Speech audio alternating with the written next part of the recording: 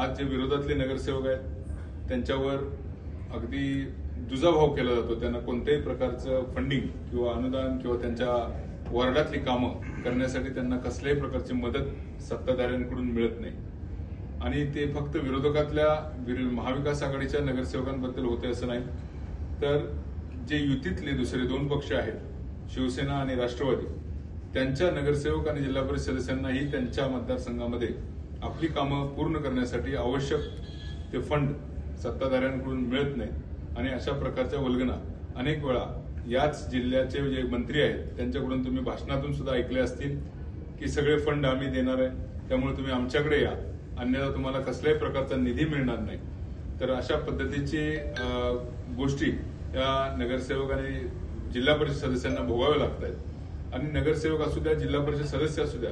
आज एक एक व्यक्ती 15 ते 30 हजार लोकांचं प्रतिनिधित्व करत असतो आणि इतक्या मोठ्या संख्येने लोकांचं प्रतिनिधित्व करत असताना त्यांची कामं प्रामुख्याने करणं या त्या नगरसेवकाचं जिल्हा परिषद सदस्याचं काम असतं, परंतु निधी अभावी आणि वरच्या सत्तेतल्या पक्षामधल्या लोकांच्या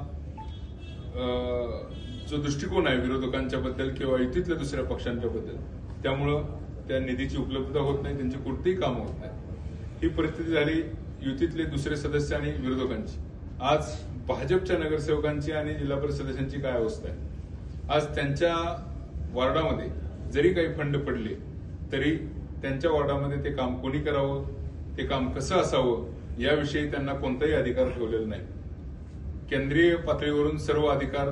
सर्व टेंडर वाटले जातात आणि त्या टेंडरमध्ये जर एखाद्या कॉन्ट्रॅक्टरनं चुकीचं काम करत असेल आणि भाजपचा नगरसेवक जरी त्या कॉन्ट्रॅक्टरला काही अरेरावत करत असेल किंवा तू हे चुकीचं करतोय म्हणत असेल तरी सुद्धा कॉन्ट्रॅक्टर सरळ मंत्र्यांना फोन लावतात आणि वरून त्या नगरसेवकांना झापलं जातं, त्यांची झाडाझडती घेतली जाते। त्यामुळे स्वतःच्या वॉर्डातली जी कामं आहेत त्या कामं सुद्धा चांगली व्हावीत म्हणून भाजपचे नगरसेवक सुद्धा आपल्या तिथल्या स्थानिक कॉन्ट्रॅक्टरला सांगू शकत नाहीत, अशी परिस्थिती आहे। एकंदरीत जे वातावरण या ठिकाणी चालू आहे सातारा आणि सांगलीमध्ये विशेषतः,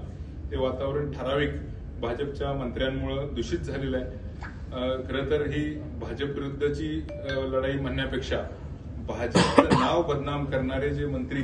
या ठिकाणी सातारा सांगलीमध्ये काम करतात त्या मंत्र्यांच्या विरोधात ही लढाई आहे। त्यांनी खऱ्या अर्थानं मागच्या अनेक दिवसांपासून भाजपचं पक्षाचं नावही खराब केलंय आणि देवेंद्र फडणवीस साहेबांचं नाव सुद्धा या मंत्र्यांमुळे खराब झालेलं आहे आणि खऱ्या अर्थानं ही लढाई ही आमची त्या प्रवृत्ती विरोधात आहे।